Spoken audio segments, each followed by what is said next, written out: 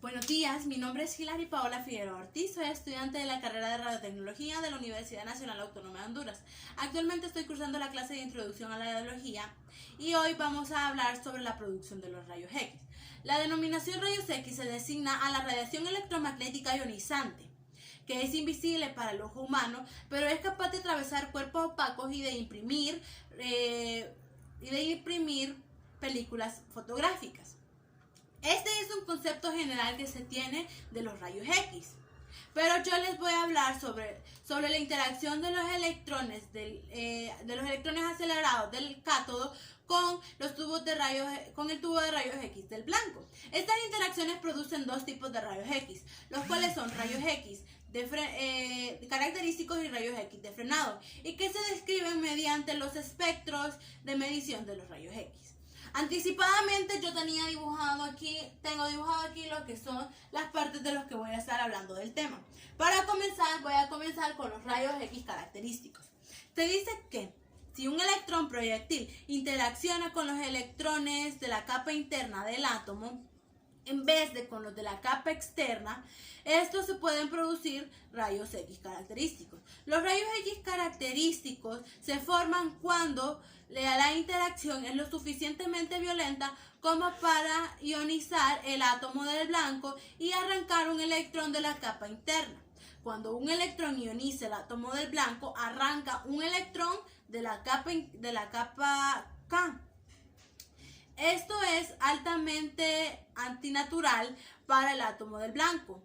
Así que es corregido con la caída de un átomo de la capa externa para el hueco de la capa Q.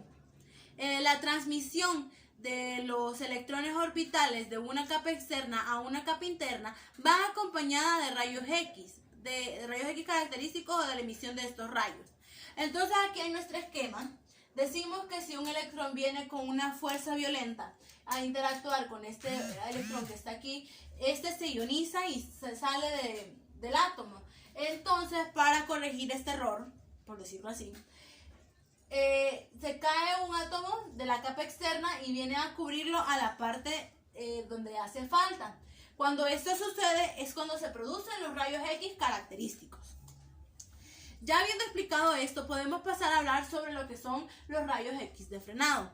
Se dice que si un electrón proyectil pasa cerca del núcleo, este frena y cambia su trayectoria, quedando así con una energía cinética menor y con una trayectoria distinta.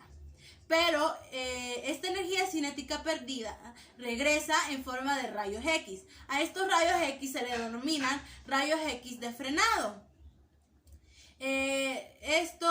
Rayos X de frenado. Esto se considera como la radiación resultante del frenado de los electrones proyectiles del núcleo.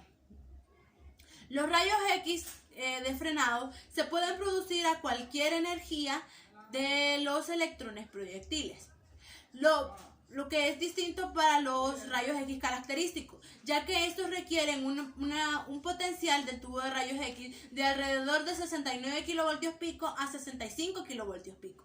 Si nosotros tenemos 100 kilovoltios pico, las de rayos X útiles, el 15% sería de rayos X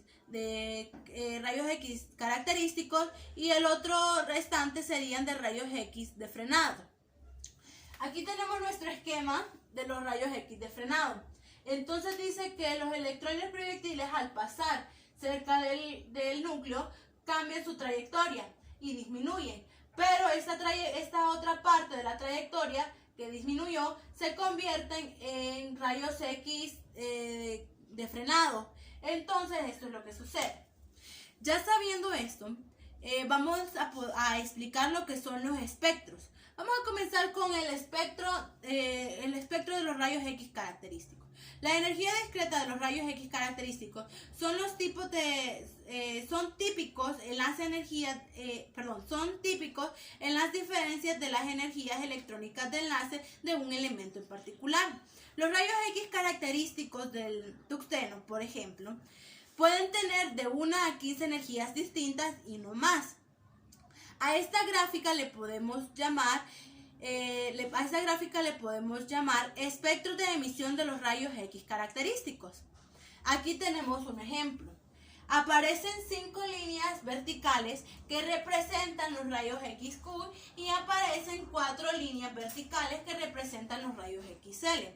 Las otras líneas que están aquí representan también los rayos X, pero con las emisiones características de las capas externas, de las capas electrónicas externas.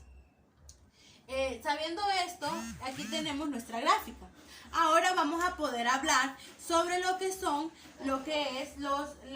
el espectro de los rayos X de frenado.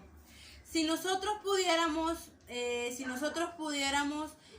mostrar o enseñar o graficar, decirlo así, la energía de cada uno de los rayos X de frenado que producen los tubos de los rayos X, encontraríamos que esta energía está basada o está encontrada desde el pico de la energía electromagnética hasta cero, hasta la parte terminal.